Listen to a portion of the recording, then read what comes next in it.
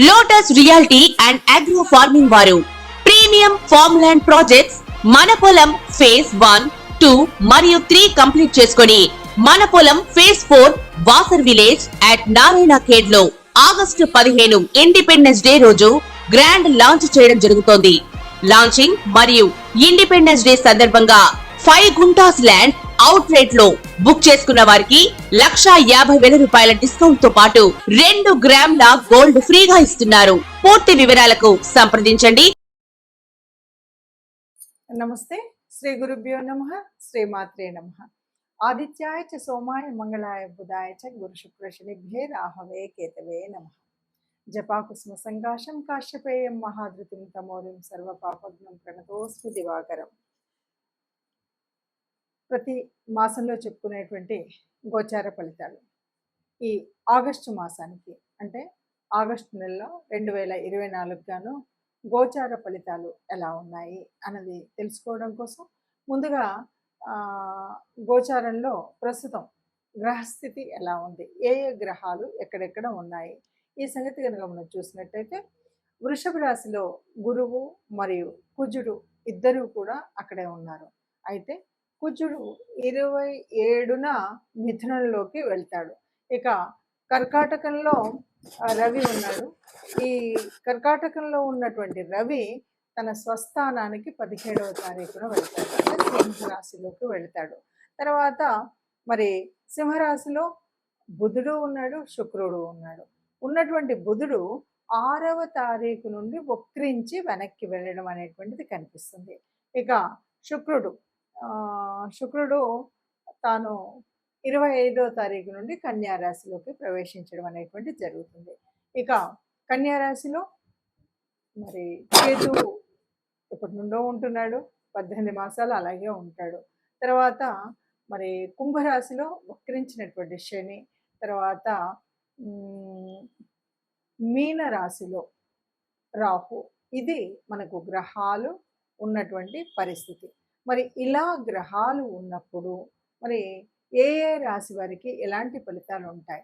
ఎందుకంటే ఒకవైపు ఇప్పటికీ మరి ఈ మాసం నుండి మొదలు పెడితే కనుక 6వ తారీఖు నుండి బుధుడు వక్రించి ఉన్నటువంటి వాడు, అలాగే మరి శని ఇప్పటికే వక్రించి ఉన్నటువంటి పరిస్థితి.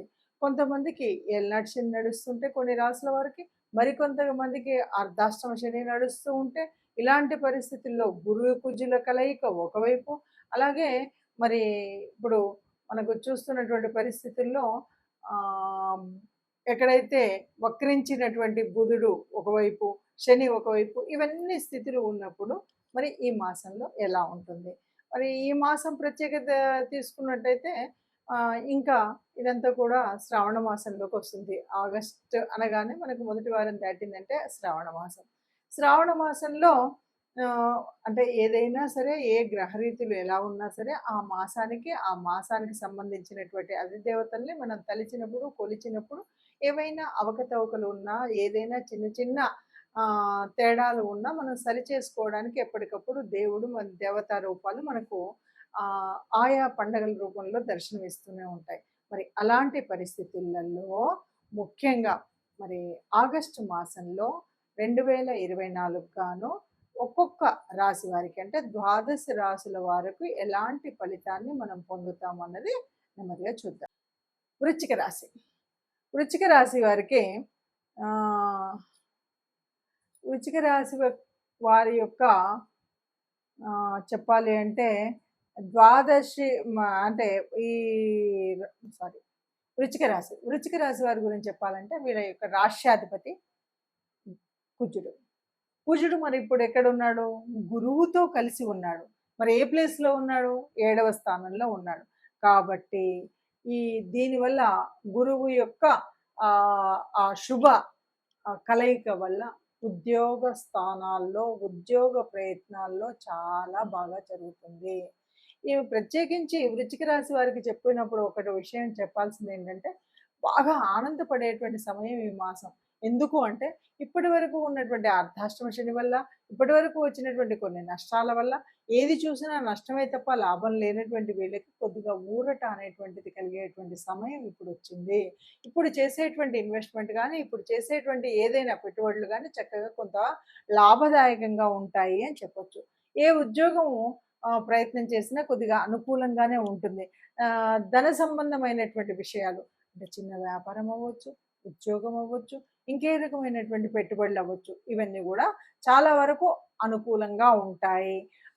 ఇంతవరకు అర్ధాశ్రమ శని వల్ల వచ్చినటువంటి కష్టాలు, నష్టాలు, ఈ విపరీతమైనటువంటి బాధలు అనుకున్నాం కదా! వీటి నుండి ఉపశమనం పొందేటువంటి పరిస్థితి ఉంటుంది. అట్లాగే ఎవరైనా ఏదైనా క్రియేటివిటీ రంగంలో ఉన్నటువంటి వారైతే చాలా చక్కటి ఫలితాన్ని పొందేటువంటి పరిస్థితి ఉంది. అయితే ఇక రెండవ పక్షానికి వద్దాం. రెండవ పక్షంలో 25 తర్వాత ఎట్లా ఉంటుంది అంటే, మీరు 25 తర్వాత ఎవరైనా ఇన్వెస్ట్‌మెంట్స్ మాత్రం చేయకండి. అంటే మనం మొదటి పక్షంలో ఏదైతే ఇన్వెస్ట్‌మెంట్స్ చాలా బెనిఫిట్ అని చెప్పామో, రెండవ పక్షానికి వచ్చేసరికి ఇన్వెస్ట్‌మెంట్స్‌లో కొద్దిగా జాగ్రత్తగా ఉండాలి. అవసరమై తప్పనిసరి అయినప్పుడు మాత్రం పెట్టండి, లేదంటే మానేయండి. ఆహ్, అట్లాగే వివాహ విషయం మాత్రము ఇక్కడ మారుతుంది. 25 తర్వాత ఎవరైనా వివాహ ప్రయత్నాలు చేసినట్టయితే మంచి ఫలితమే పొందుతారు. అట్లాగే శత్రువులు ఎవరైనా మన మీద ఇప్పటివరకు రకరకాలుగా అవాకులు, చెవాకులు పేలినటువంటి వాళ్ళు గానీ, మనతో ఏదో రకంగా పోరాటం పెట్టుకోవడము, కొట్లాట పెట్టుకోవడము ఇట్లా ఉంటారు కదా! ఇలాంటి శత్రువులు ఎవరున్నా సరే వాళ్ళ మీద విజయం. ఇంకా కొంతమంది కోర్టులలో భూముల మీద, వాటి మీద తగాదా కేసులు ఇవన్నీ నడుస్తూ ఉంటాయి కదా! ఈ శత్రువుల పైన విజయం సాధించేటువంటి పక్షం ఈ పక్షం అని చెప్పొచ్చు. అట్లాగే మీకు ఇక్కడ ప్రత్యేకించి ఏంటి అంటే, మీకు ఒక బెనిఫిట్ ఎప్పుడు కూడా పెద్దల ఆశీస్సు, గురువుల ఆశీస్సు అంటారు కదా! మీకు తప్పనిసరిగా ఇక్కడేంటంటే పేరెంట్స్ సపోర్ట్ అనేది దొరుకుతుంది. తల్లిదండ్రుల దీవెనలు దొరుకుతాయి. పెద్దల ఆశీస్సులు దొరుకుతాయి ఈ కాలంలో. కాబట్టి ఒక రకంగా చెప్పాలంటే మీరు చేసేటువంటి ఉద్యోగ ప్రయత్నాలు అనుకూలంగా ఉంటాయి. ధన సంబంధ విషయాల్లో అనుకూలంగా ఉంటుంది. అట్లాగే మీకు ఇప్పటి వరకు ఉన్నటువంటి కష్టానికి సంబంధించినటువంటి అర్ధాష్టమ శని యొక్క ఆ చెడు ఫలితం తగ్గి మంచి ఫలితం అనేటువంటిది వస్తుంది అని చెప్పచ్చు. మనకి వ్రతాల మాసం, శ్రావణ మాసం, ఆడవారికి ఇష్టమైనటువంటి మాసం రాబోతుంది. మనకు మాసాలు కనుక చూస్తే 5వ మాసం చైత్రం, వైశాఖం, జ్యేష్టం, ఆషాఢం, శ్రావణం 5వ మాసం. ఈ 5వ మాసం చాలా అద్భుతమైనటువంటి మాసం. ముఖ్యంగా మాతృమూర్తులకు, స్త్రీమూర్తులకు అందరికీ కూడా చాలా ఇష్టమైన మాసంగా చెప్పచ్చు. ఇది వ్రతాలు, నోములతో నిత్య కళ్యాణం పచ్చతోరణంగా కలకలలాడుతూ ప్రతి ఇంట కూడా ప్రతి శ్రీమూర్తి లక్ష్మీదేవిలాగా ఉండేటువంటి మాసం ఈ మాసం. మనకు తెలిసినటువంటిదే ఏ మాసమైనా సరే పౌర్ణమిలో సంబంధిత నక్షత్రం అంటే శ్రవణ నక్షత్రము ఈ మాసంలో పౌర్ణమికి దగ్గరగా వచ్చినప్పుడు శ్రావణ మాసం ఏర్పడుతుందన్న సంగతి తెలిసిందే. అయితే ఈ శ్రావణ మాసంలో ఏమేమి ఉంటాయంటే బోల్డ్ అన్ని పండగలు.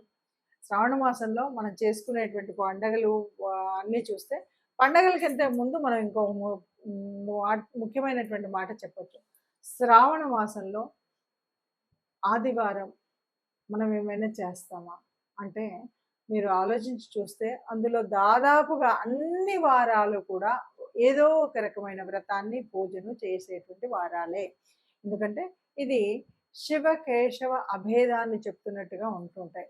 ముఖ్యంగా అమ్మవారికి సంబంధించి మనం పూజ చేస్తూ ఉన్నప్పుడు మనం అన్ని శుక్రవారాలు లక్ష్మీదేవికి పూజ చేస్తూ లక్ష్మీ కటాక్షం కోసం ప్రతి స్త్రీమూర్తి కూడా లక్ష్మీదేవిలాగా ఉంటుంది. అలాగే మంగళవారాలు శ్రావణ మాసంలో ఉన్నటువంటి మంగళవారాలన్నీ కూడా గౌరీదేవిని పూజిస్తూ ఆ గౌరీ అమ్మవారిని కొలుస్తూ ఉంటారు. ఎందుకు అంటే అమ్మ యొక్క ఆ ముత్తైదుతనము ఉండాలి అని, ఆ సువాసినులుగా ఉండాలి అనే ఆకాంక్షతో మంగళ గౌరీ వ్రతాలు చేస్తూ ఉంటారు. అయితే ఇక్కడ అమ్మవారికి ఎవరికి చేసినా అయ్యను పూజించకుండా చేయకూడదు. అదేవిధంగా అందుకోసమని సోమవారాలన్నీ కూడా శివుడిని ధ్యానిస్తూ పూజిస్తూ పూజలు చేస్తారు. అట్లాగే లక్ష్మీదేవిని శుక్రవారం చేసిన వారందరూ కూడా శనివారం ఆ వెంకటేశ్వర స్వామిని పూజిస్తూ చేస్తూ ఉంటారు. రెంటి మధ్యలో అంటే 4 శనివారాలు, 4 శుక్రవారాలు, 4 సోమవారాలు, 4 మంగళవారాలు పూజ చేస్తాం. ఈ పూజలే కాకుండా ప్రత్యేకించి మనకి ఏకాదశులు 2 అంటే శ్రావణ మాసంలో వచ్చేటువంటి 2 ఏకాదశుల్లో పూజ చేస్తాం. ఇంతేనా అంటే పౌర్ణమి, ముఖ్యంగా పౌర్ణమి, శ్రావణ పౌర్ణమి అనగానే మనకి వచ్చేటువంటి ముఖ్యమైనటువంటి పండగ రక్షాబంధనము లేదా జంధ్యాల పౌర్ణమి. ఇవి పవిత్రమైనటువంటివి. ఇంతేనా అంటే శ్రావణ బహుళాష్టమి చాలా ముఖ్యమైనటువంటిది. ఆ జగద్గురువు శ్రీకృష్ణుడు జన్మించినటువంటి కాలం ఇది. కాబట్టి మొత్తంగా పండగలతో, పచ్చదనంతో ప్రకృతి ఉంటే, పండగలతో ప్రతి హిందూ గృహం ఉంటూ, ఆధ్యాత్మిక చింతన కలిగి ఆనందంగా ఉంటూ దేవతార్చన చేసేటువంటి మాసం శ్రావణ మాసం అని చెప్పొచ్చండి.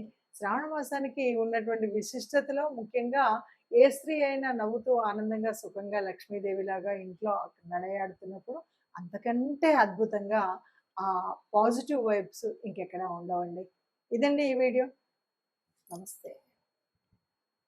పూర్తి శ్రావణ మాసం అవుట్లుక్ చెప్పాలి కదా. శ్రావణ మాస నమస్తే, శ్రీ గురుభ్యో నమః, శ్రీమాత్రే నమః. శ్రావణ మాసంలో ముఖ్యంగా మనకి పండగల్లో చెప్పేటువంటిది శ్రావణ మాసం అనగానే వరలక్ష్మి వ్రతం మనకు చాలా ముఖ్యమైనటువంటి పండగ చెప్తుంటారు. వరలక్ష్మి పండగ ఇప్పుడు చేస్తున్నామా, ఎప్పుడు చేస్తున్నాం అంటే ఎప్పటి నుండి చేసినా, ఇప్పుడు కొత్త వాళ్ళు చేస్తూ ఉన్నా వరలక్ష్మి అనగానే మనకు ఒక ఆశ్చర్యం కలుగుతుంది.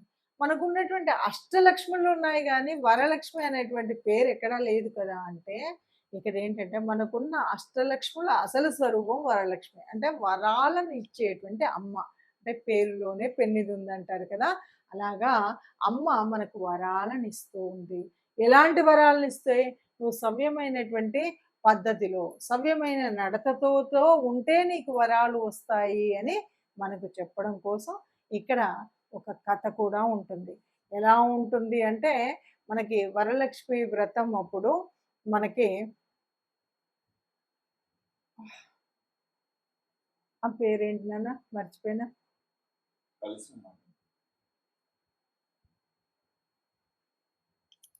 వరలక్ష్మి అప్పుడు మనం చూస్తే చారుమతి అనేటువంటి ఒక ఇల్లాలు. చారుమతి అంటే మంచి మతి, మంచి దృష్టి అనమాట. ఆ తల్లి ఏం చేసింది, పొద్దున్న లేవగానే మనకు ఆ కథ చదువుతుంటే అర్థమయ్యేది ఏంటంటే పొద్దున్న లేవగానే భర్తని గౌరవించే విధంగా గౌరవించడం, భర్తకు కావలసినవన్నీ సమకూర్చడం, అత్త మామలను గౌరవంగా చూడడం, తన ఇంట్లో ఇంటి ఇల్లాలుగా తన అన్నీ చూసుకోవడం. ఇది ఆ తల్లి చేసేటువంటిది. ఎంతో నిష్టగా ఒక హిందూ గృహంలో ఉండాల్సినటువంటి ఆచార వ్యవహారాలన్నీ పాటిస్తూ ఉండడం వల్ల ఆ తల్లికి కలలో లక్ష్మీదేవి కనిపిస్తుంది. ఎలా చేయాలి, ఏం చేయాలి అన్నటువంటి విధి విధానం చెప్తుంది. ఇక్కడ కూడా ఈ చారుమతి తనకు లభించినటువంటి ఆ కళ ఏదైతే ఆ స్వప్నం ఉందో ఆ స్వప్న ఫలితాన్ని తన ఒక్కతే పొందాలనుకోలేదు, తనతో పాటు ఉన్న నలుగురికి అందాలనుకుంది. అందుకని ఇరుగు పొరుగు అందరికీ చెప్పింది.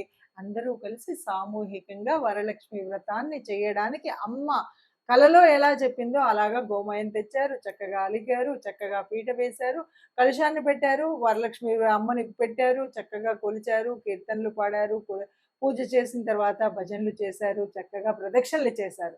ఈ ప్రదక్షిణలు చేస్తున్నప్పుడు ఒక్కొక్క ప్రదక్షిణకు ఒక్కొక్క రకంగా చక్కగా ఆభరణాలు అన్నీ వచ్చి చక్కగా అంగరంగ వైభవంగా ఉండేలాగా రథాలు అన్నీ వచ్చాయి అని కథలో సారాంశం.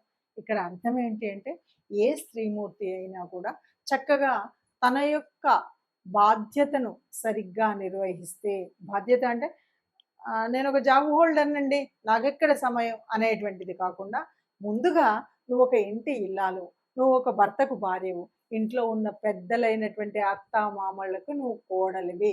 ఈ విషయాన్ని మర్చిపోకుండా నీ బాధ్యతను చేసినాక నీకు కావాల్సిన అనేక బాధ్యతలను పూర్తి చేసుకో. నువ్వు అసలైనటువంటి ఆ ధర్మాన్ని మర్చిపోకుండా ఉంటే అమ్మ ఎప్పుడు కూడా కరుణిస్తుంది అని చెప్పేటువంటి కథా సారాంశమే వరలక్ష్మి వ్రతం.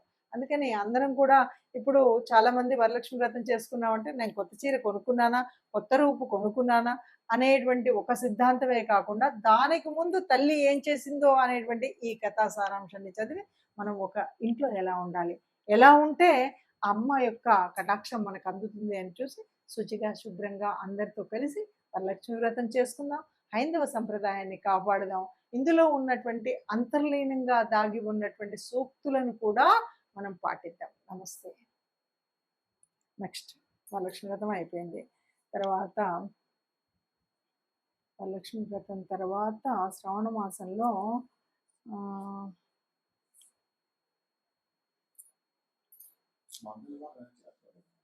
చేస్తారు. మంగళగౌరి వ్రతాలు చేస్తారు. నమస్తే. శ్రీ గురుభ్యో నమః. శ్రీమాత్రే నమః. శ్రావణ మాసం అనగానే వ్రతాలు నోములు అన్నాం కదా. ఎలాగైతే శుక్రవారాలు చేస్తారో అలాగే మంగళవారాల్లో కూడా శ్రావణ మంగళ గౌరీ వ్రతాలు అని చేస్తారు. ఇక్కడ కొంచెం తేడా ఏంటంటే శ్రావణ శుక్రవారాలన్నీ అత్తింట్లో మనకు చేసుకుంటూ ఉంటాం. మంగళగౌరీ వ్రతాలు అనేసరికి ఇది పుట్టింటి వాళ్ళు అమ్మాయికి పట్టించేటువంటి ఒక నోము, ఒక వ్రతం. ఇది ఎలా ఉంటుందంటే కొన్ని చోట్లయితే పెళ్లికి ముందు నుండి చేస్తూ పెళ్ళైన తర్వాత దాన్ని తీర్చడం అనేటువంటిది ఒక వ్రతాన్ని మనం ఉద్వాసన అంటాం కదా, అలా చేయడం. కొంతమంది పెళ్ళైన తర్వాత చేస్తూ ఉంటారు.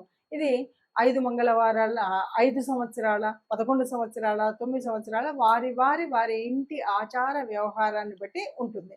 ఏది ఏమైనా మంగళవారం ఆ తల్లి పార్వతీదేవికి నమస్కరించి పూజ చేస్తారు. ఆవిడే గౌరమ్మ, ఆవిడే గౌరీదేవి, ఆవిడే సర్వమంగళ, ఆవిడే సర్వ దేవత.